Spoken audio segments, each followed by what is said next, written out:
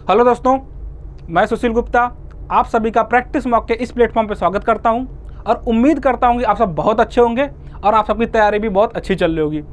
So guys, जैसा कि आपको पता होगा कि हमने अभी YT पे एक PYQ सीरीज स्टार्ट करा है, जिसमें हम लोग आपके जितने भी JEE के अपकमिंग एग्जाम्स हैं उनके प्रीवियस ईयर क्वेश्चन का डिस्कशन यहाँ पे कर रहे हैं। ठीक है, और आप अगर आप देखोगे कि आपके जैसे हो गया कि प्रीवियस ईयर में आपको हो गया कि SSC JEE हो गया, आपके जो अपकमिंग एग्जाम्स है उसमें आपके पास SSC JEE का एग्जाम हो गया, फिर DDA JEE हो गया, फिर आपके पास RRB JEE हो गया, फिर RSSB JEE हो गया, फिर उसके बाद JSSC JEE हो गया, झारखंड JEE हो गया। ठीक है, ये जितने भी अपकमिंग एग्जाम्स है हम क्या कर रहे हैं, इसमें से आपके जितने भी इन एग्जाम्स के PYQ है उसमें से कुछ अच्छे क्वेश्चन सेलेक्ट कर रहे हैं और उस क्वेश्चन का डिस्कशन हम यहाँ पे कर रहे हैं। और डिस्कशन कुछ इस तरीके से कर रहे हैं कि हम लोग क्वेश्चन का सोल्यूशन तो कर रहे हैं, क्वेश्चन को तो सॉल्व तो कर रहे हैं यहाँ पे, बट उसके साथ साथ उस क्वेश्चन से रिलेटेड जितने भी पॉसिबल इंफॉर्मेशन या जितने भी पॉसिबल कॉन्सेप्ट बन सकते हैं हम लोग उसको वहीं पे एक साथ डिस्कस कर ले रहे हैं। ठीक है, तो दोस्तों अगर मैं बात करूँ, ये जो सीरीज आपके पास है ये आप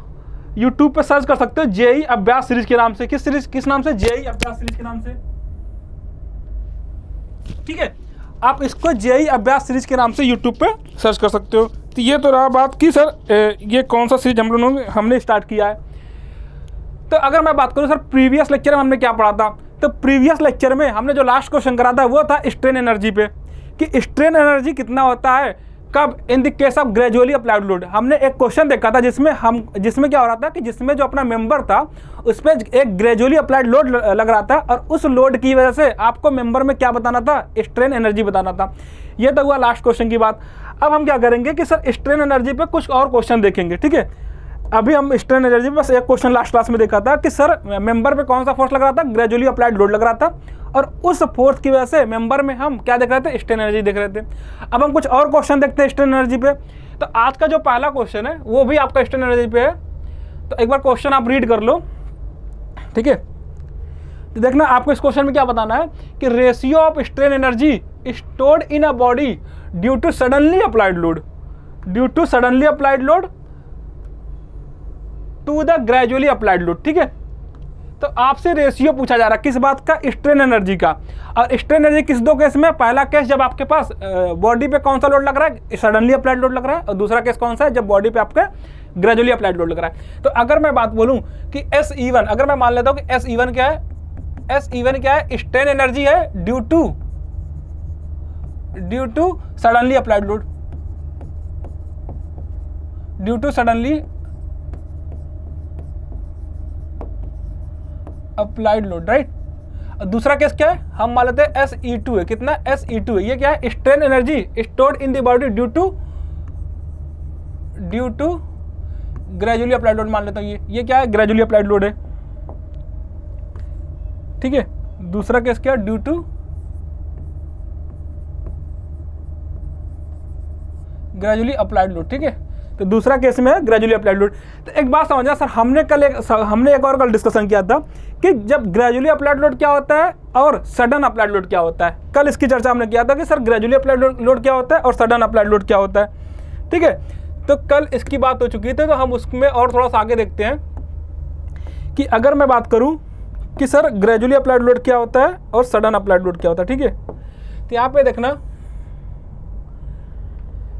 कल हमने इसकी बात करा था। ठीक है, तो पहला केस मैं लेता हूं ग्रेजुअली अप्लाइड लोड और दूसरा केस हो जाएगा अपना सडन अप्लाइड लोड। ठीक है, ये दो केस अपने पास थे कल। तो कल हमने देखा था कि सर सडन अप्लाइड लोड में जो स्ट्रेस की वैल्यू निकल के आती है। ठीक है, अगर हम एक बात बताएं, इसके पहले मान लेते हैं ये मेरे पास एक बार है। ठीक है, मैं ये मान लेता हूं कि मेरे पास एक बार है।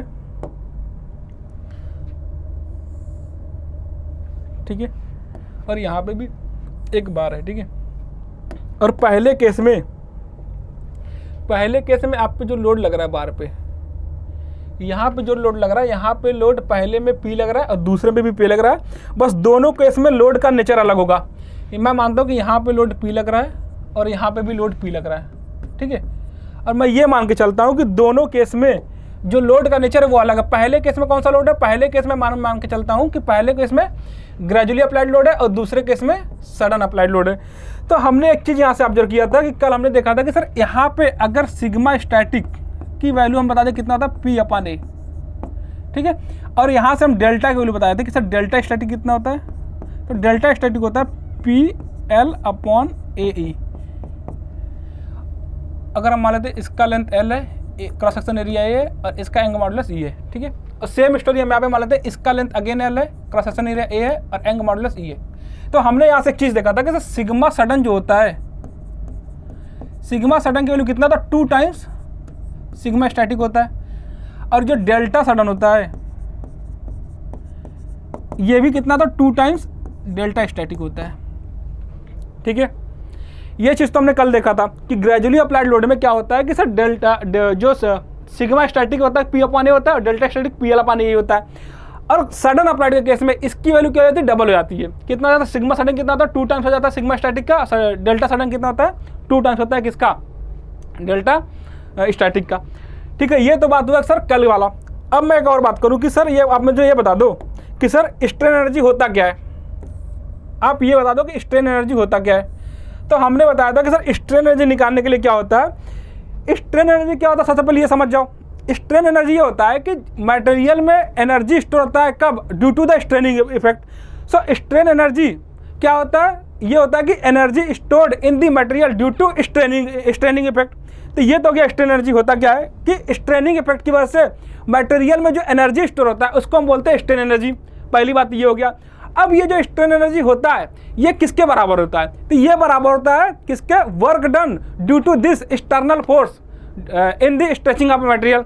जो आप मटेरियल की स्ट्रेचिंग कर रहे हो इसमें जो वर्क डन निकल के आ रहा है, वर्क डन क्या है, फोर्स इनटू डिस्प्लेसमेंट। ये जो वर्क डन निकल के आ रहा है इसी वर्क डन को हम क्या बोल देते हैं, ये बराबर होता है स्ट्रेन एनर्जी के, ठीक है। अब ये जो स्ट्रेनिंग इफेक्ट आ रहा है, ये जो स्ट्रेनिंग इफेक्ट निकल के आ रहा है किसकी वजह से हो सकता है, तो ये जो स्ट्रेनिंग इफेक्ट है ये हो सकता है या तो आप ग्रेजुअली अप्लाइड लोड लगा रहे हो, या तो आप सडन अप्लाइड लोड लगा रहे हो, या तो आप लगा रहे हो कौन सा लोड, इम्पैक्ट लोडिंग लगा रहे हो, ठीक है। अगर मैं एक बात बोलूँ कि सर ये स्ट्रेन एनर्जी क्या होता है, एक बार आप नोट कर लेना स्ट्रेन एनर्जी क्या होता है। अगर हम स्ट्रेन एनर्जी बोले तो क्या होता है, ये एनर्जी ही तो है, एनर्जी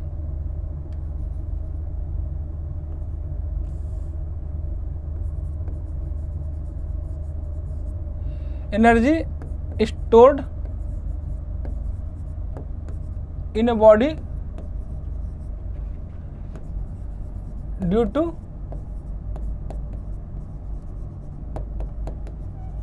स्ट्रेनिंग इफेक्ट, कि आप मटेरियल में जो स्ट्रेनिंग लगा रहे हो, ठीक है, उस स्ट्रेनिंग की वजह से जो एनर्जी मटेरियल में स्टोर होता है उसको क्या बोलते हैं, स्ट्रेनिंग, उसको बोल देते हैं स्ट्रेन एनर्जी। और ये स्ट्रेनिंग इफेक्ट क्या है, ये किसके वजह से होता है, मे बी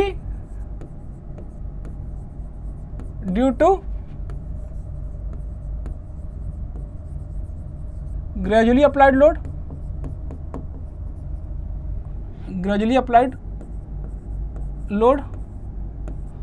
और ड्यू टू इम्पैक्ट लोड, और due to sudden applied load, ठीक है। इसका मतलब ये हो गया कि ये जो आपको स्ट्रेनिंग देखने को मिल रहा है ये किसकी वजह से हो सकता है, या तो ये ग्रेजुअली अप्लाइड लोड की वजह से हो सकता है, या तो इम्पैक्ट लोड की वजह से हो सकता है, या तो सडन अप्लाइड लोड की वजह से हो सकता है। और ये जो ये स्ट्रेन एनर्जी किसके बराबर है, ये होता है equal to work done by the applied load, work done by the applied load in stretching of body. कि आपने जो बॉडी में स्ट्रेन आ रहा है उस स्ट्रेन को जनरेट करने में जो वर्क डन लग रहा है वही वर्क डन किसके बराबर था, स्ट्रेन एनर्जी के। तो ये तो बात कल तक का हो गया था। अब अगर मैं यहाँ से एक बात बोलूँ कि सर ग्रेजुअली अप्लाइड लोड के केस में और सडन अप्लाइड लोड के केस में क्या होगा कि सर अगर आप देखोगे ग्रेजुअली अप्लाइड के केस में आपका जो आपका जो ग्राफ बनेगा किसके बीच में, आपका जो ग्राफ होगा लोड वर्सेस डिफॉर्मेशन कर्व, ये क्या बनेगा, और ये हो जाएगा आपका सडन अप्लाइड के लोड के केस में लोड वर्सेस डिफॉर्मेशन कर्व। तो आप देखोगे कि सर ये जो लोड वर्सेस डिफॉर्मेशन कर्व है किस केस में, ग्रेजुअली अप्लाइड लोड के केस में, ये आता है आपका up to the elastic limit, एक स्ट्रेट लाइन निकल के आता है। और ग्रेजुअली अप्लाइड लोड में ये जो ग्राफ होता है ये क्या होता है, पैरेलल टू स्ट्रेन एक्सिस, ठीक है। तो यहाँ पे आपके पास कौन सा एक्सिस है, ये स्ट्रेस और ये स्ट्रेन, यहाँ पे ये स्ट्रेस ये स्ट्रेन। हमने कल बताया था सर ग्रेजुअली अप्लाइड लोड क्या होता है कि अगर हम लोड को धीरे धीरे बढ़ा रहे हो, धीरे धीरे बढ़ाने का क्या मतलब है, ग्रेजुअल नेचर में अगर हम लोड को बढ़ा रहे हो, जैसे अगर मान लो किसी बॉडी पे हमको 50 किलो न्यूटन लोड लगाना है, तो उस बॉडी पे पहले हम क्या किए सर 1 किलो न्यूटन लोड लगाएं, फिर 2 किलो न्यूटन लोड लगाएं, मतलब टाइम के साथ साथ हम लोडिंग को बढ़ा के 50 तक ले जा रहे हैं। और सडन अप्लाइड लोड में क्या हुआ कि मान लो किसी भी बॉडी पे 50 किलो न्यूटन का लोड लगाना है, तो उस बॉडी पे हम एक साथ at time equal to T पे 50 किलो न्यूटन का लोड हम अप्लाई कर दिए। तो इस केस में जो स्ट्रेस, आप स्ट्रेस से अच्छा है कि आप लिख लो यहाँ पे लोड वर्सेस डिफॉर्मेशन का पहले ड्रॉ कर लेते हैं, ठीक है। अगर मैं बात करूँ कि सर लोड वर्सेस डिफॉर्मेशन क्या होगा, इस एक्सिस से पी ले लो, इस पे डेल्टा ले लो, यहाँ पे पी ले लो, यहाँ पे ले लो डेल्टा, ठीक है। तो यहाँ से जो स्ट्रेन एनर्जी निकल के आएगा यहाँ पे ग्रेजुअली अप्लाइड लोड के केस में कितना आएगा, ये क्या होगा half P into delta. Half P into delta कैसे कि सर जो लोड वर्सेस डिफॉर्मेशन कर्व का जो एरिया निकल के आएगा वही तो हमको क्या देता है, वही हमको देता है वर्क डन। अगर यही वर्क डन होता है तो हमने पहले पढ़ चुका है कि ये वर्क डन किसके बराबर होता है, ये बराबर होता है स्ट्रेन एनर्जी की। किसके बराबर होता है, स्ट्रेन एनर्जी की। तो यहाँ से स्ट्रेन एनर्जी कितना हो गया, half into P into delta. अब अगर हमको पता है कि सर पी को कितना लिख सकते हो, सिग्मा इंटू ए लिख सकते हो, और डेल्टा कितना लिख सकते हो, स्ट्रेन इंटू एल, ठीक है। अब यहाँ से अगर हम देखें तो पी हाफ सिग्मा इंटू ए लिख दे, यहाँ पे स्ट्रेन को कितना लिख सकते हैं हम, सिग्मा अपन ई इंटू एल। अब यहाँ से कितना आ जाएगा, ये आ जाएगा sigma square upon 2e into A L, ठीक है। और ये जो ए एल है ये क्या है, ये वैल्यूम है, यही तो वैल्यूम है, ए एल क्या हो जाएगा, ये वैल्यूम हो जाएगा। तो यहाँ से आपका स्ट्रेन एनर्जी कितना निकल के आता है, ये निकल के आता है sigma square upon 2e into volume of the material, ठीक है। अब अगर मैं बात करूं सडन अप्लाइड लोड में, तो सडन अप्लाइड लोड में अगर हम डायरेक्ट देखें, सबसे पहली बात अगर हम डायरेक्ट देखते हैं कि सर सडन अप्लाइड लोड में स्ट्रेन एनर्जी कितना होगा, तो आप बता दो सर ये ग्राफ ये निकल के आएगा।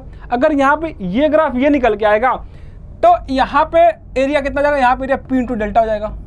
यहाँ तक कोई दिक्कत आपका, अगर ये ग्राफ का ये रेक्टेंगल बन जाएगा और ये ट्रायंगल बन रहा होगा, क्या बन रहा होगा, ये आपका ट्रायंगल बन रहा है, ठीक है। तो आप यहाँ पे इसका एरिया बता दो और आप यहाँ पे इसका एरिया बता दो।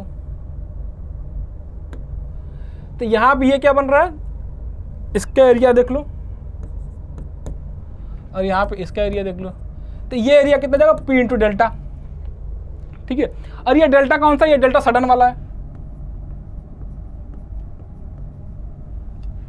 ये डेल्टा कौन सा है, ये डेल्टा सडन वाला है। अब अगर मैंने देखा था सर, कल हमने बात करा था सर डेल्टा सडन कितना होता है,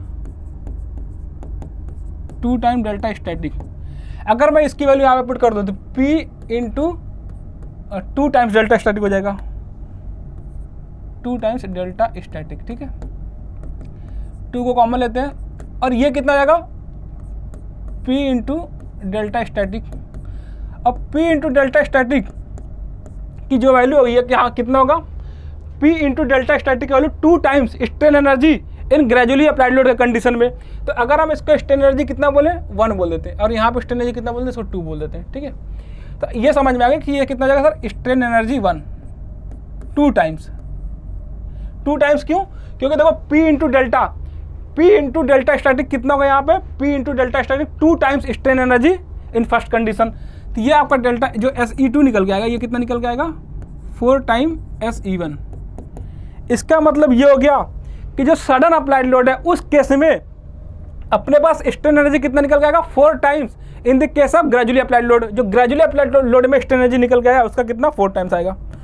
जो ग्रेजुअली अप्लाइड लोड में स्ट्रेन एनर्जी निकल गया है उसका 4 टाइम आएगा यहाँ पे, ठीक है। अच्छा, ये बात तो हमको समझ में आया कहाँ से, अगर ये बात तो हमको समझ में आया कि सर हमने क्या ड्रॉ किया, हमने load versus deformation curve draw किया और उसका एरिया बता दिया, ठीक है।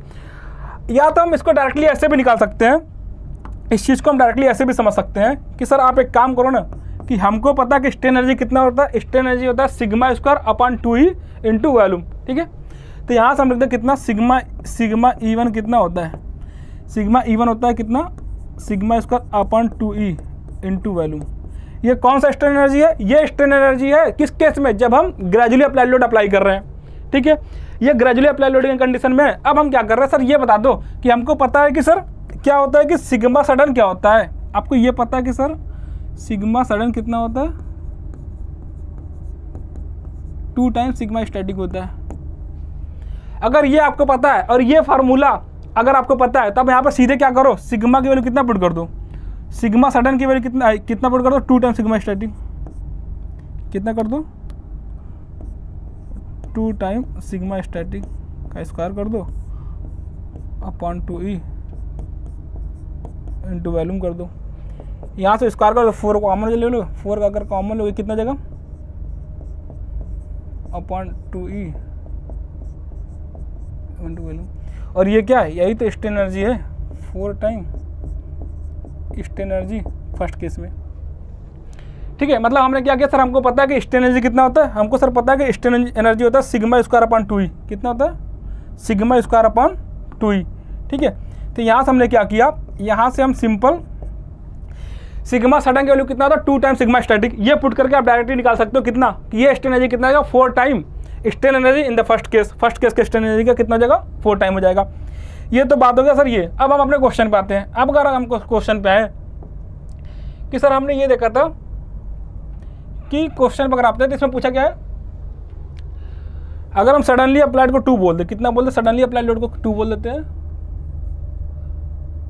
और इसको 1 बोल देते हैं। ग्रेजुअली अप्लाइड लोड की वजह से जो एनर्जी स्टोर हो रहा है इसको क्या बोल देते हैं, इसको 1 बोल देते हैं। तो आप रेशियो बता दो यहाँ से। अब हमने पीछे देखा कि SE2 कितना निकल के आ रहा था, SE2 आ रहा था 4 टाइम SE1। अब एक बार चेक करिए किसका रेशियो पूछा है, due to suddenly applied load to the gradually applied load. इसका मतलब हमसे पूछा SE2 upon SE1, SE2 upon SE1 पूछा गया है और इसका वैल्यू कितना जाएगा, 4 आ जाएगा। ठीक है, इसका वैल्यू कितना जाएगा, इसका वैल्यू जाएगा 4। अब आप यहाँ से चेक कर सकते हो कि सर कितना हो जाएगा ये रेशियो जाएगा 4। ठीक है, तो इसका आंसर कितना जाएगा, इसका आंसर हो जाएगा डी पार्ट। ठीक है, इसका आंसर हो जाएगा डी पार्ट।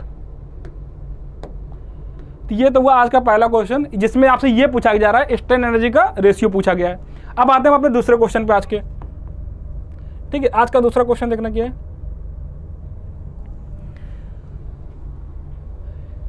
ठीक है, ये भी क्वेश्चन आपका स्ट्रेन एनर्जी पे ही है, ये भी क्वेश्चन आपका स्ट्रेन एनर्जी पे ही है। अभी तक आपने जितने भी स्ट्रेन एनर्जी देखा, चाहे वो ग्रेजुअली अप्लाइड लोड हो, चाहे वो सडन अप्लाइड लोड हो, ठीक है, ये सारे केस कब थे, जब आपके मटेरियल पे एक्सियल लोडिंग लग रहा हो। ठीक है, अरे या तो एक्सियल लोडिंग सडन हो सकता है या तो axial loading gradually applied load हो सकता है। तो आप ये दोनों केस किस में देखे थे, ये देखे थे एक्सियली अप्लाइड लोड के कंडीशन में। अभी आपसे क्या पूछा जा रहा है कि सर आप बता दो कि इसमें से कौन सा ऑप्शन सही है for the strain energy caused by the bending is given by the relation. Strain energy due to bending आपसे किसके लिए पूछा गया, ये पूछा गया आपसे कि सर स्ट्रेन एनर्जी बेंडिंग की वजह से कितना आता है। अभी तक आपने स्ट्रेन एनर्जी किसके लिए देखा था, एक्सियल लोडिंग के लिए देखा था। और एक्सियल लोडिंग में भी एक कंडीशन था कि ग्रेजुअली अप्लाइड लोड था और दूसरा कंडीशन था सडन अप्लाइड लोड था। अब यहाँ पे आपसे स्ट्रेन एनर्जी पूछा जा रहा है ड्यू टू द बेंडिंग की वजह से मटेरियल में कितना स्ट्रेन एनर्जी आ सकता है। ठीक है, अब हम बेंडिंग के साथ साथ एक काम करते हैं ना कि सर बेंडिंग के साथ साथ आप बेंडिंग देख लो और टॉर्सन भी देख लो और सीयर भी देख लो यहीं पे। तो अगर मैं यहाँ पे 4 केस बताऊँ, ठीक है, यहाँ पे मैं आपसे 4 केस बताता हूँ कि सर पहला केस मैं मान लेता हूँ कि सर जो आपको पहले से पता है एक्सियल लोडिंग, उसी से हम कंपेयर करवा लेंगे चारों केस को।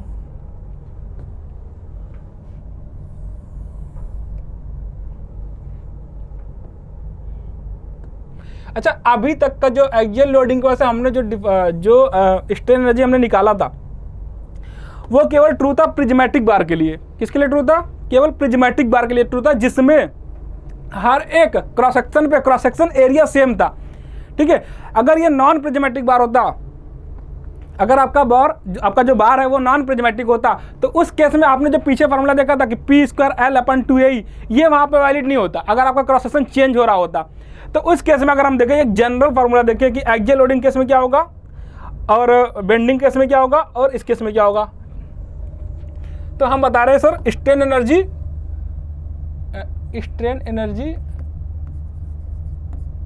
Due to axial load. ठीक है, पहला केस हम लेते हैं strain energy due to axial load. दूसरा केस लेते हैं strain energy due to shear. ठीक है, तीसरा केस हम लेते हैं strain energy due to bending, जो कि आपसे क्वेश्चन में पूछा गया है कि बेंडिंग वैसे आपको बताना है स्ट्रेन एनर्जी कितना होगा मटेरियल में स्टोर। ठीक है, और चौथा केस लेते हैं हम strain energy due to torsion. ठीक है, टॉर्सन की वजह से कितना होगा स्ट्रेन एनर्जी मटेरियल में। ठीक है, तो हम एक काम करें, सबसे पहले अपना एक यहाँ पे मान लेते हैं कि ये एक सॉफ्ट है। ठीक है, यहाँ पे एक है, यहाँ पे एक सॉफ्ट है और यहाँ पे एक सॉफ्ट है। ठीक है,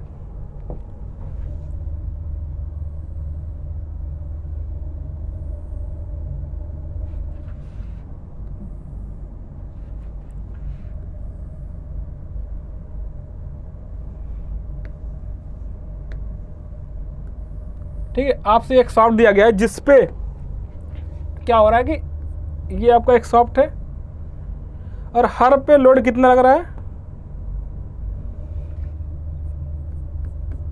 ठीक है,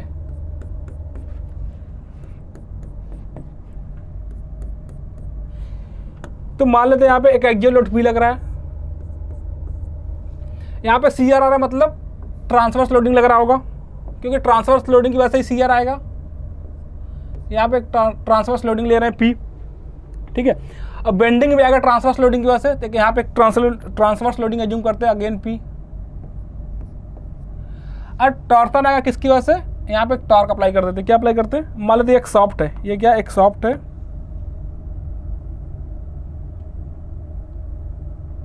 ठीक है, ये एक सॉफ्ट है और इस पे जो टॉर्सन की वैल्यू कितना है वो T है। ये टॉर्सन की वैल्यू कितना है T है। अब हमको बताना है स्ट्रेन एनर्जी कितना स्टोर होगा मटेरियल में। तो पहले हम जनरल कंडीशन लेके चलते हैं कि ये जो सॉफ्ट है, ये जो भी सॉफ्ट है, जो भी बार है, ये प्रिज्मेटिक बार नहीं है, ये जनरल कंडीशन है कि सर अगर प्रिज्मेटिक हो तो भी वो फार्मूला काम कर जाए, अगर वो नॉन प्रिज्मेटिक हो तो भी वो फार्मूला काम कर जाए। तो पहले केस में जो स्ट्रेन एनर्जी होगा वो कितना होगा, वो होगा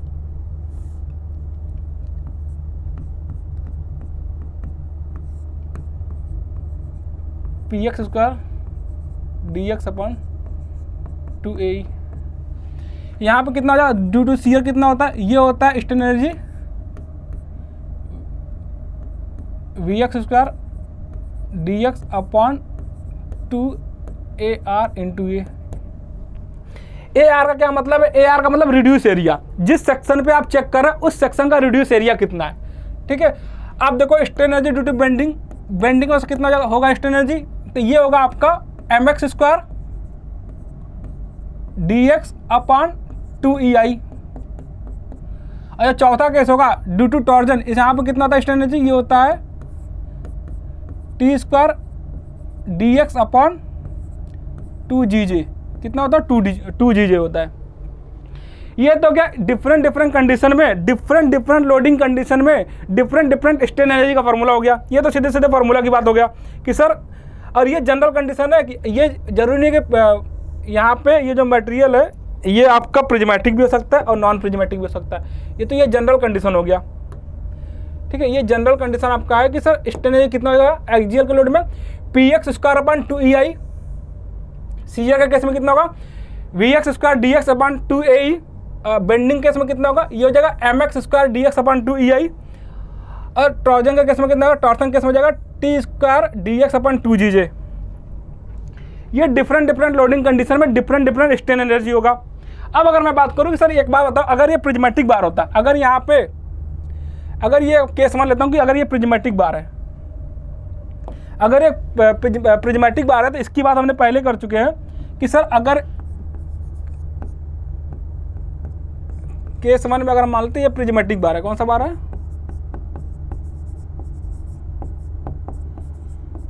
प्रिज्मेटिक बार है, ठीक है। तो इस केस में क्या होगा, यहां पे हर एक सेक्शन पे लोड P और A सेम होगा। इसका मतलब ये हो जाएगा कि P स्क्वायर अपॉन 2A हो जाएगा। और जब आप dx का इंटीग्रेशन करोगे तो कितना हो जाएगा, dl हो जाएगा। तो ये स्ट्रेन एनर्जी कितना हो जाएगा, P square L upon 2A। ये हमने पहले भी पढ़ चुका है, ये अपन पहले भी ये फार्मूला हमने पहले भी देख चुके हैं कि सर प्रिज्मेटिक बार का स्ट्रेन एनर्जी कितना निकल के आता है। अब दूसरा केस है शियर के केस में कितना हो जाएगा, तो शियर के केस में जो होता है ये कितना हो जाएगा, ये हो जाएगा V square L upon 2A, ठीक है। और यहाँ पे हमने एक और केस देखा था कि स्ट्रेन एनर्जी यहाँ पे कितना होता है, सिग्मा का टर्म में sigma square 2E upon into V। और शियर केस में ये क्या हो जाएगा फार्मूला, ये हो जाएगा टाउ स्क्वायर अपॉन 2GJ, कितना जाएगा, tau square upon 2G into volume. अब अगर ये बेंडिंग, अगर ये प्योर बेंडिंग का केस होगा, क्या जैसे प्योर एक्सियल का केस था प्रिज्मेटिक बार कंडीशन में, अगर ऐसे ही प्योर बेंडिंग का केस हो जाए, प्योर बेंडिंग का क्या मतलब हो गया सर, प्योर बेंडिंग का मतलब हो गया कि सर यहाँ पे केवल क्या आ रहा है, बेंडिंग मोमेंट आ रहा है कितना, m का। अगर ये प्योर बेंडिंग का केस आ जाए तो ये स्ट्रेन एनर्जी कितना हो जाएगा, ये स्ट्रेन एनर्जी हो जाएगा m square L upon 2EI,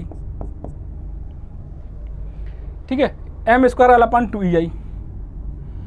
ऐसे ही अगर हम टॉर्सन के केस में देखें तो टॉर्सन केस में यही स्ट्रेन एनर्जी कितना हो जाएगा, ये स्ट्रेन एनर्जी हो जाएगा कितना, T square L upon 2GJ,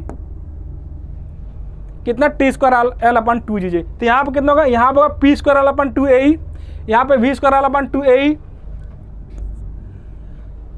bending के केस में कितना जाएगा, बेंडिंग के केस में जाएगा m square L upon 2EI, और टॉर्सन के केस में कितना जाएगा, T square L upon 2GJ, ठीक है। अगर मैं यहाँ पे एक और बात बताऊँ, ये वाला फार्मूला लिखूँ, sigma square upon 2E into volume, tau square upon 2G into volume. अगर टॉर्सन के केस में बताएं स्ट्रेन एनर्जी कितना होगा, तो ये टाउ मैक्स, यहाँ पे अगर हम टाउ मैक्स क्यों निकालें, टाउ मैक्स, तो टाउ मैक्स का स्क्वायर अपॉन 4GJ कर दो, कितना कर दो, 4G कर दो इंटू वॉल्यूम।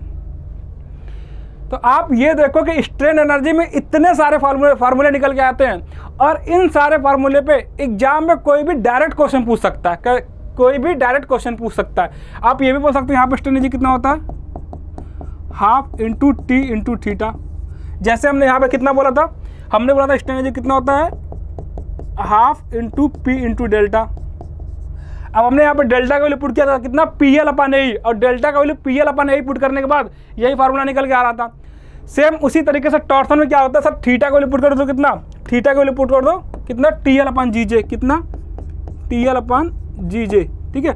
यहाँ से आप ऐसे निकालोगे तो फिर से आपसे यही वैल्यू निकल के आ जाएगा, T square L upon TGJ, जैसे आपसे ये निकल के आ रहा था।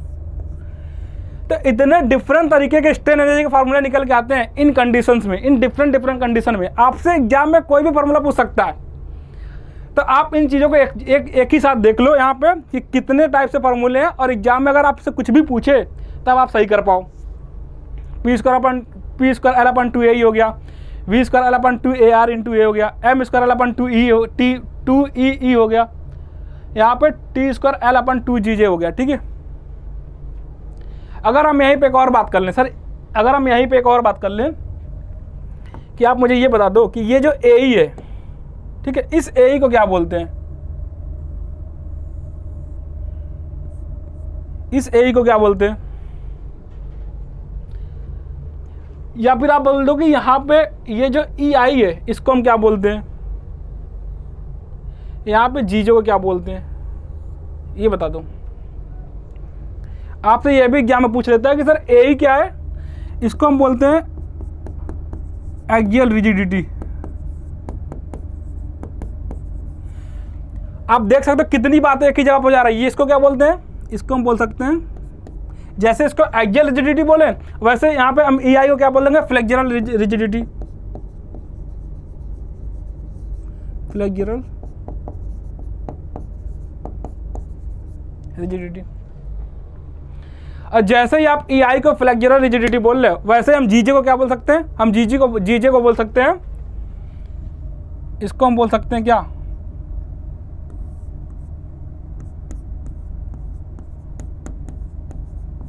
Torsional rigidity.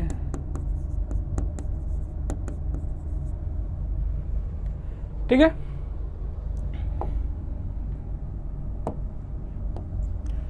ये तो बात हो गया सर AE को क्या बोलते हैं और EI को क्या बोलते हैं और GJ को क्या बोलते हैं। तो EI को बोलते हैं हम एक्सियल रिजिडिटी। फ्लेक्सुरल रिजिडिटी क्या होता है, तो फ्लेक्सुरल रिजिडिटी क्या होता है, EI होता है। और फिर GJ क्या होता है, टॉर्सनल रिजिडिटी होता है। ठीक है, अब ये तो बात हो गया रिजिडिटी का। अब एक और टर्म्स यहाँ पे आता है, सर आप ये बता दो कि AE/L क्या होता है।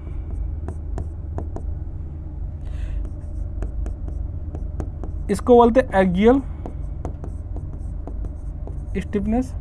ठीक है, यहाँ पे EI/L को क्या बोलते हैं, EI/L को क्या बोलते हैं, इसको हम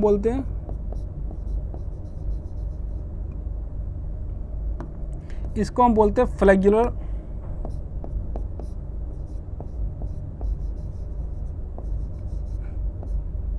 स्टिफनेस।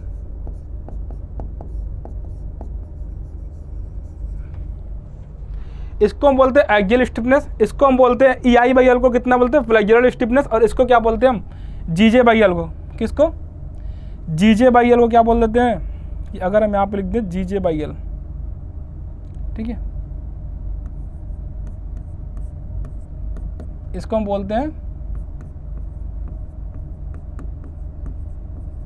Torsional stiffness. ठीक है, तो इतना टर्म्स यहाँ से निकल के आता है। आपसे इन सारे टर्म्स पे एग्जाम में कोई ना कोई क्वेश्चन नए बन सकते हैं। तो आते हैं हम अपने क्वेश्चन पे। क्या था अपना क्वेश्चन, क्या था सर, क्वेश्चन सिंपल था। हमसे क्या पूछा जा रहा था, हमसे पूछा जा रहा है स्ट्रेन एनर्जी और किसकी वजह से, ड्यू टू बेंडिंग पूछा जा रहा है। तो बेंडिंग की वजह से कितना जाएगा, अभी हमने पीछे देखा कि m²dx/2EI। ठीक है, तो ये कितना, बी ऑप्शन हो गया। तो बेंडिंग की वजह से जो स्ट्रेन एनर्जी होगा वो कितना होगा, m²dx/2EI। ठीक है, अगला क्वेश्चन देखना।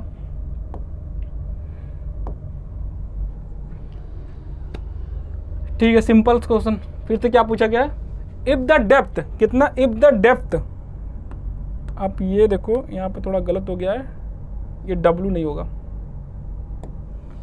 ये W हटा दो, ये नहीं होगा। अब पढ़ना क्या होगा, if the depth of the rectangular section is reduced to half, strain energy stored in the beam becomes. ठीक है, आपसे ये बोला जा रहा है कि आपका जो रेक्टेंगुलर सेक्शन है, एक आपके पास एक रेक्टेंगुलर सेक्शन है। ठीक है, आपके पास क्या है, एक रेक्टेंगुलर सेक्शन है।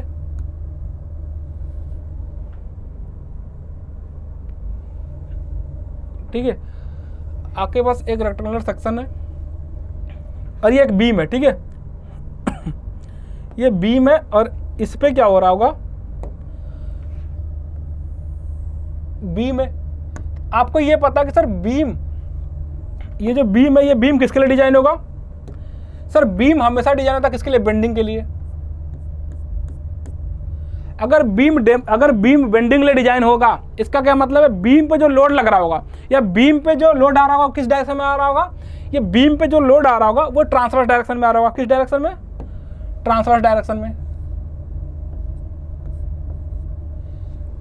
ठीक है, तो आपसे ये बोला जा रहा है if the depth of the rectangular section is reduced to half, इसके डेप्थ को कितना कर दिया जा रहा है, हाफ कर दिया जा रहा है। मतलब सर यहाँ पे जो पहले डेप्थ था ये कितना है, ये पहले डेप्थ जो यहाँ पे,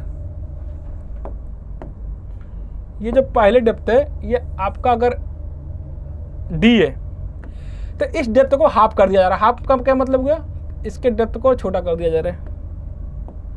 ठीक है, अगर हम इसको मान लेते B है और ये D है, तो अब ये जो अगर हम इसको B1 बोल दें, इसको D1 बोल दें, तो ये B1 तो B1 है, लेकिन ये B2 तो B1 है, B2 B1 के बराबर है। लेकिन ये जो D2 है ये क्या है, ये D2 है किसके, D1/2 के।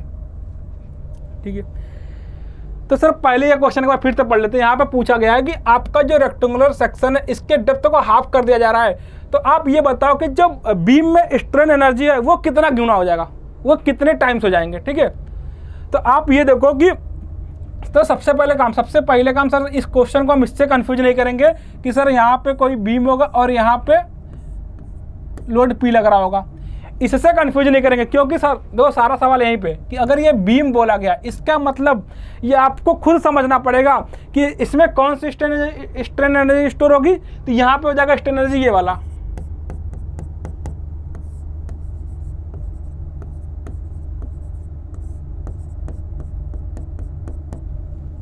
ठीक है।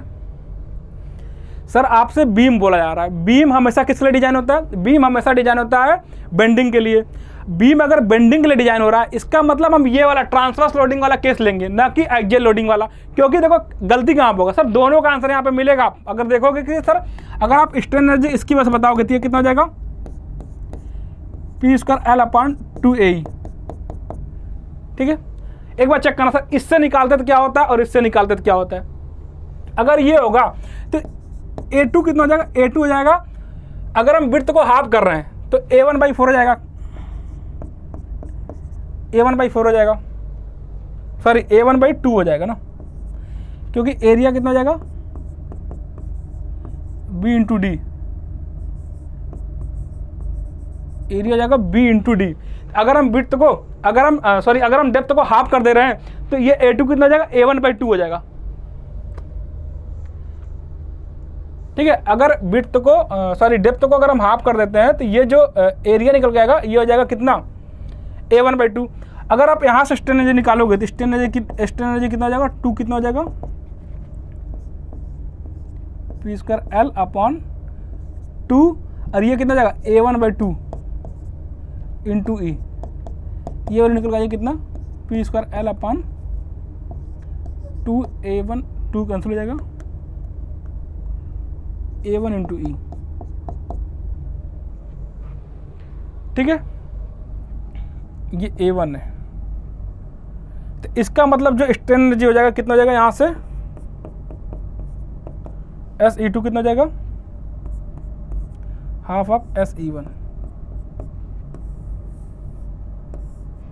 ठीक है, अगर हम इसको एक्सियल लोडिंग कंसीडर करते तो यहाँ पे स्ट्रेन एनर्जी कितना होता है, P²L/2AE, और A2 कितना होता है, A होता है B/D, और डेप्थ को हाफ कर रहे थे, एरिया हाफ हो जाता है, A1/2 हो जाता। अगर एरिया हाफ होता तो यहाँ से SE2 कितना होता, P²L/2 A1/2 इंटू E, यहाँ से P²L/A1 इंटू E, मतलब SE2 वैल्यू कितना होता, हाफ ऑफ द SE1।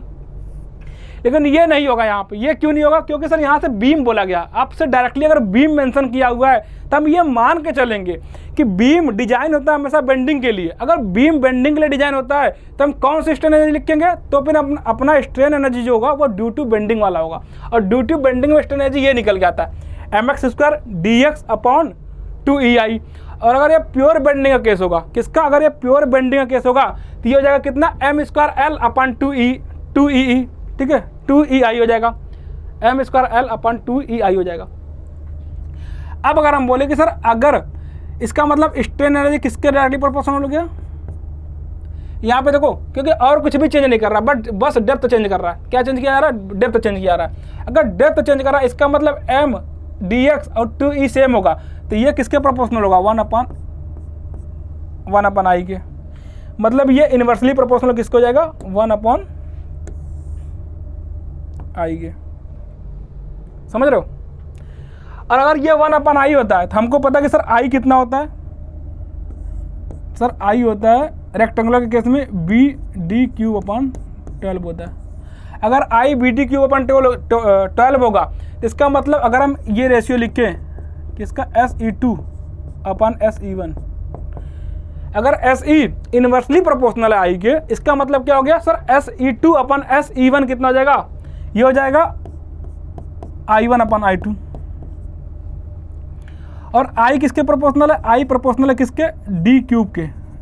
इसका मतलब ये हो गया, अगर I D³ के प्रोपोर्शनल है, इसका मतलब ये हो गया कि सर I2/I1 कितना हो जाएगा, ये हो जाएगा किसके, D2/D1 के होल क्यूब का। अगर I प्रोपोर्शनल डी क्यूब के, तो इसका मतलब I2 अपन I1 किसके प्रोपोर्शनल होगा, D2 अपन D1 के होल क्यूब का। अगर ये D2 अपन D1 का होल क्यूब का होगा प्रोपोर्शनल, इसका मतलब ये, और D2 कितना हो गया, D2 हाफ हो जा रहा है, इसका मतलब ये कितना हो जाएगा 1/2 का क्यूब। तो ये हो गया I2 अपन I1, यहाँ से हम I1 अपन I2 निकाल लेते हैं, तो ये हो जाएगा 1/8, और I1 अपन I2 कितना हो जाएगा, 8 हो जाएगा।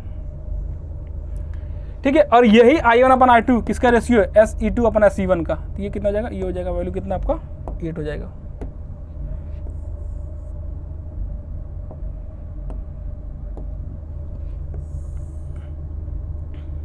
ठीक है, तो इसका मतलब ये क्या हो गया, ये गलत हो गया आपका। इसका मतलब अगर आप एक्सियल कंसीडर करके करोगे तो ये चीज़ पूरा गलत हो जाएगा, क्योंकि बीम हमेशा डिजाइन किसके लिए होता है, बीम डिजाइन होता है बेंडिंग के लिए। बीम अगर बेंडिंग के लिए डिजाइन होगा तो आपका ये निकल के आएगा। ठीक है, तो ये वाला निकल के आएगा कितना, SE2 अपन SE1 8 टाइम्स हो जाएगा। तो इसका आंसर कितना हो जाएगा, इसका आंसर हो जाएगा 8 टाइम। अगला क्वेश्चन देखना क्या है, strain energy due to the volumetric strain. Volumetric strain की वजह से बॉडी में कितना स्ट्रेन एनर्जी स्टोर हो रहा है, यह पूछा जा रहा है। अच्छा, पूछा क्या गया कि volumetric the strain energy due to the volumetric strain is directly proportional to volume. Second option है is directly proportional to the square of started load pressure, is inversely proportional to bulk modulus. All options are correct. इसमें से कौन सा होगा ये check करना है। ठीक है, अगर ये चेक करना है तो हम एक बात बताओ कि सर हम स्ट्रेन एनर्जी कितना लिखते हैं, जो सबसे बेसिक फार्मूला हम स्ट्रेन एनर्जी लिखते हैं वो यही तो लिखते हैं, sigma square upon 2E into volume. तो अब हमको ड्यू टू वॉल्यूमेट्रिक स्ट्रेन निकालना है, किसकी वजह से, वॉल्यूमेट्रिक स्ट्रेन की वजह से निकालना है। तो अब अगर यहाँ पे वॉल्यूमेट्रिक स्ट्रेन होगा तो यही स्ट्रेन एनर्जी किसके टर्म में चेंज कर लेंगे। अगर यहाँ पे वॉल्यूमेट्रिक स्ट्रेन होगा तो हम इसको वॉल्यूमेट्रिक स्ट्रेस लिखेंगे यहाँ पे, और वॉल्यूमेट्रिक स्ट्रेन के टर्म में E की जगह पे K लिख देंगे। ठीक है, और यहाँ पे वॉल्यूम रहेगा। ठीक है, यहाँ पे क्या रहेगा, वॉल्यूम रहेगा। तो वॉल्यूमेट्रिक स्ट्रेन केस में जो फार्मूला निकल के आएगा वो ये निकल के आएगा आपके पास, sigma V square upon 2K into volumetric strain, sorry into volume. ठीक है, आप इससे रिलेट कर रहे हो ना कि ये ग्रेजुअल लोडिंग कंडीशन में कितना होता है, sigma square upon 2E into volume.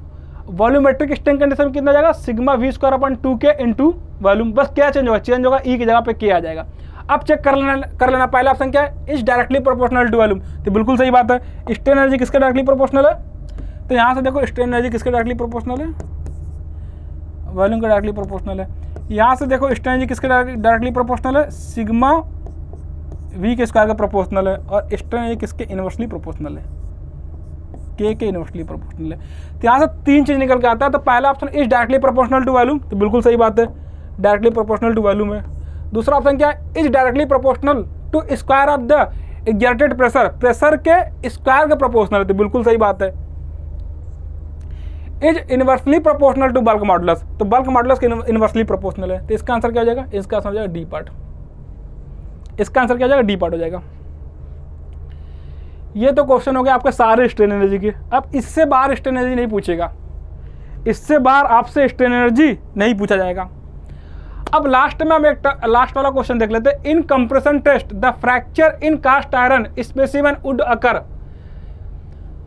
क्या कर रहे हैं हम लोग, कंप्रेशन टेस्ट कर रहे हैं किसमें, the fracture in the cast iron. Cast iron case में कंप्रेशन टेस्ट करा जा रहा है। आपसे ये पूछा जा रहा है कि specimen would occur along the axis of load, जो फेलियर प्लेन होगा उसके बारे में चर्चा करा जा रहा है। क्या कि सर जो फेलियर प्लेन होगा वो क्या होगा, occur along the axis of load, occur along an oblique plane, occur at right angle to the axis of specimen, not occur।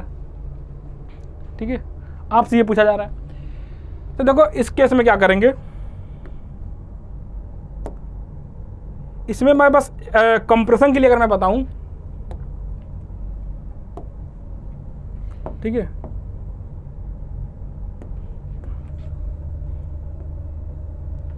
दो केस लेते हैं। चलो पहला तो हम लेते हैं डक्टाइल मटेरियल, पहला लेते हैं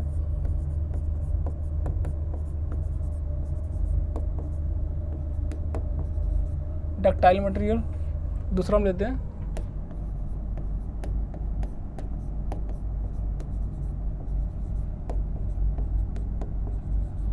ब्रिटल मटेरियल, राइट। पहला हम लेते हैं डक्टाइल मटेरियल, दूसरा हम लेते हैं ब्रिटल मटेरियल, ठीक है। अब देखना, अगर मैं बोलूँ डक्टाइल मटेरियल तो आपको ये पता होना चाहिए कि सर डक्टाइल मटेरियल किस में वीक होता है। अगर हम पहले पॉइंट बोलो तो ये डक्टाइल मटेरियल वीक इन, ये शियर में वीक होता है। यहाँ पे क्या होता है, ये किस में वीक होता है, ये वीक होता है किस में, वीक इन, ये टेंशन में वीक होता है, पहला कंडीशन।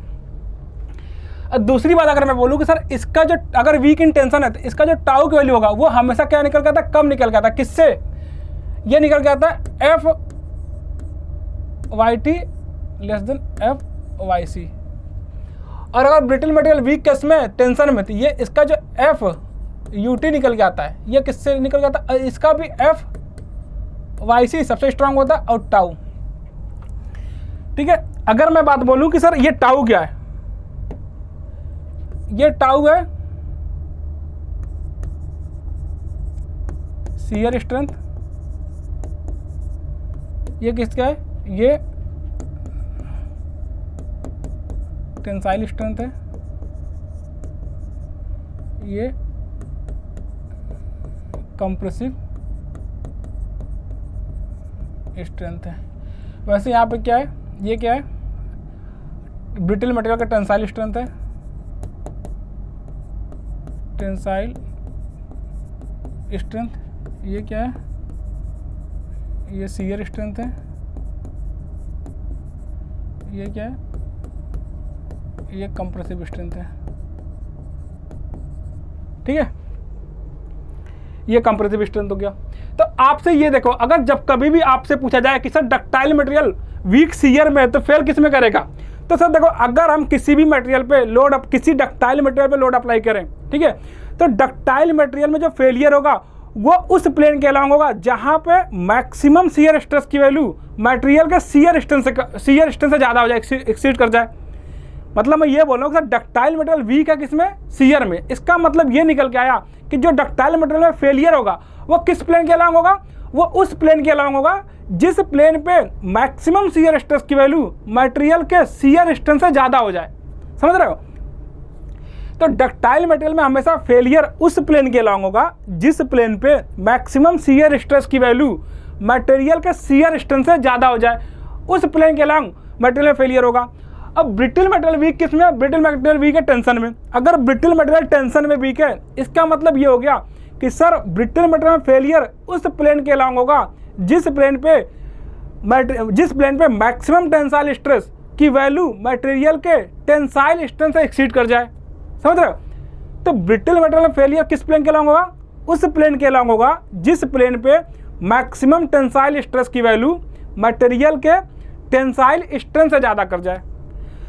अब बस आपको ये देखना है कि सर डिफरेंट कंडीशन में जो मटेरियल का प्लेन होगा, अगर इसकी बात बोले मैक्सिमम टेंसाइल स्ट्रेंथ वाला प्लेन कौन सा होगा, इसमें अगर हम बोले सर मैक्सिमम शियर स्ट्रेस वाला प्लेन कौन होगा, आप बस ये बता दो तो मटेरियल हमेशा उसी प्लेन के अलावा क्या करेगा, फेल करेगा।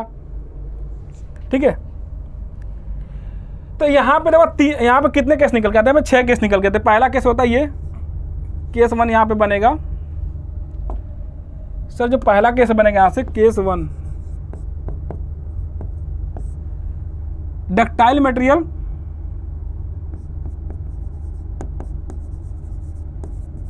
Failure of ductile material due to tension, क्या होगा। और जो दूसरा केस बनेगा यहाँ पे देख लो केस 2, ये हम देखेंगे failure of brittle material due to tension. ठीक है, अब तीसरा केस वापस हम यहाँ देखेंगे जो केस 3 होगा, ये क्या होगा, ये होगा again failure of ductile material due to shear. देख लेंगे यहाँ पे जो केस 4 बनेगा वो बनेगा ड्यू टू शियर, यहाँ पे बनेगा failure of brittle material due to shear. और जो यहाँ पे 5वां केस बनेगा ठीक है। ये क्या बनेगा, ड्यू टू टेंशन हो गया, सीयर हो गया, ड्यू टू कंप्रेशन हो गया। क्या हो गया, failure of ductile material due to compression. यहाँ पे छठा केस जो बनेगा, छठा केस बनेगा ड्यू टू कंप्रेशन, ठीक है। तो आप देखो आपके पास टोटल 6 केस निकल गए। कितने के टोटल निकल गए, टोटल 6 केस निकल गए। 3 केस डक्टाइल में और 3 केस किसमें, ब्रिटल मटेरियल में। कि डक्टाइल मटेरियल टेंशन में कब फेल करेगा, उसके बाद डक्टाइल मटेरियल सीयर में कब फेल करेगा, और डक्टाइल मटेरियल कंप्रेशन में कब फेल करेगा। और ब्रिटल में भी 3 केस कि ब्रिटल मटेरियल टेंशन में कब फेल करेगा, ब्रिटल मटेरियल सीयर में कब फेल करेगा और कंप्रेशन में कब फेल करेगा। और इन 6 केस में जो प्लेन ऑफ फेलियर होगा, जो फेलियर प्लेन होगा, उसका ओरिएंटेशन क्या होगा, उसका ओरिएंटेशन क्या होगा वो भी हमको देखना होगा, ठीक है। तो आज तो देखो टाइम हो चुका है, लेकिन मैं अगले क्लास में सबसे पहले ये 6 केस आपसे डिस्कस करूंगा कि ये जो फेलियर प्लेन है वो कितने डिग्री पे मतलब कितने डिग्री पे एग्जिस्ट करता है, और दूसरा इसमें किस केस में कौन सा फेलियर अकर करता है। 2 चीज़ हमको देखना है, एक तो फेलियर प्लेन का ओरिएंटेशन देखेंगे फ्रॉम द एक्सियल एक्सिस बोल सकते हो या लॉन्गिट्यूडिनल एक्सिस बोल सकते हो। दूसरा हम ये देखेंगे कि किस केस में कौन सा किस टाइप का फेलियर अकर कर रहा है, ठीक है। ये 6 केस हम कल देखेंगे। पर अगर मैं अपने क्वेश्चन पे आ जाऊँ तो क्वेश्चन में आपसे ये पूछा गया कि fracture in cast iron. Cast iron की अगर मैं बात करूँ, सर कास्ट आयरन कितना, कास्ट आयरन कौन सा मटेरियल है, ये ब्रिटल मटेरियल है। ये अगर ब्रिटल मटेरियल है, अब किसके पास फेलियर चेक करना है हमको, कंप्रेशन टेस्ट में चेक करना है। इसका मतलब ये कौन सा केस बना, ये केस बना आपका, ये केस आपका कौन सा बना, इसका मतलब ये केस बन गया आपका ये वाला brittle material due to the compression failure. हमको ये बताना है, ठीक है। तो हम कल बताएंगे कि सर कंप्रेशन फेलियर में कौन सा मतलब कौन सा फेलियर अकर करता है, या उसका ओरिएंटेशन ऑफ द प्लेन क्या होता है। बट आज के लिए हम देख लेते हैं कि सर ये होता है occur along the axis of load, occur along the oblique plane. तो ये जो फेलियर होता है ये ऑब्लिक प्लेन पे मिलता है। किस पे मिलता है, ऑब्लिक प्लेन पे। बाकी इसका डिस्कशन हम कल करेंगे ये ऑब्लिक प्लेन में मिलता क्यों है, ठीक है। आज टाइम खत्म हो गया है, तो मैं अगले क्लास में डिस्कस करते हैं कि सर ये ऑब्लिक प्लेन पर क्यों मिलता है। और ये बाकी इसके साथ में ये 6 और केस चर्चा है, 6 और ये 6 और केस का डिस्कशन हम कल करेंगे, ठीक है। इसका डिस्कशन यहाँ पे जो और केस बन रहे हैं उसका डिस्कशन हम कल वाली क्लास में करेंगे। ये टोटल 6 केस बनते हैं इसमें, ठीक है। ठीक है दोस्तों, आज के लिए अभी के लिए हम इतना ही रखते हैं, अभी के लिए इतना ही रखते हैं। बाकी ये जो 6 केस है सर, इसमें से एग्जाम में क्वेश्चन बनते ही बनते हैं। और लोग को होता क्या सर, लोग 1-2 तो याद रख पाते, बाकी ये तीसरा केस तो बहुत कम देखने को मिलेगा। तीसरा केस आपको बहुत ही कम देखने को मिलेगा, ये 5वां 6ठा केस। और ये जो मैंने पीछे क्वेश्चन दिखाया, ये क्वेश्चन आपका SSC JEE का क्वेश्चन है। तो हम क्या करने वाले, ये जो 6 केस आप अगर एक साथ पढ़ लोगे ना, तो ये फिर कभी भी आप इसमें गलती नहीं करोगे, ठीक है। तो आप कोशिश करना कि अगला लेक्चर भी अटेंड करना, वहाँ पे मैं सबसे पहले इन 6 केस का डिस्कशन करेंगे, उसके बाद हम जाके अगला क्वेश्चन लेंगे, ठीक है। तो आज के लिए अभी इतना रखते हैं, बाकी हम नेक्स्ट क्लास में देखते हैं, ठीक है। बाकी हम नेक्स्ट क्लास में देखते हैं। और अपने पास ये लास्ट स्लाइड है, ठीक है। इसमें आप क्या कर सकते हो कि सर आपके पास अगर अभी तक आपने प्रैक्टिस मॉक का ऐप डाउनलोड नहीं किया है, तो आप जल्दी से प्रैक्टिस मॉक का एप्लीकेशन डाउनलोड कर लो। वहाँ पे आपका SSC JEE, RRB JEE, फिर झारखंड JEE, इन सारे का, इसरो का भी है मैकेनिकल वालों के लिए, DDA JEE है और राजस्थान JEE है। इन सारों का टेस्ट सीरीज वहाँ पे अवेलेबल है, ठीक है। आप टेस्ट सीरीज ज्वाइन कर सकते हो। वहाँ पे एक फ्री मॉक टेस्ट है और एक प्रीवियस ईयर पेपर भी है, ठीक है। आप उन सब का वो पेपर अटेम्प्ट कर सकते हो और अपने प्रिपरेशन को और इनहेंस कर सकते हो, ठीक है। Okay, thank you everyone.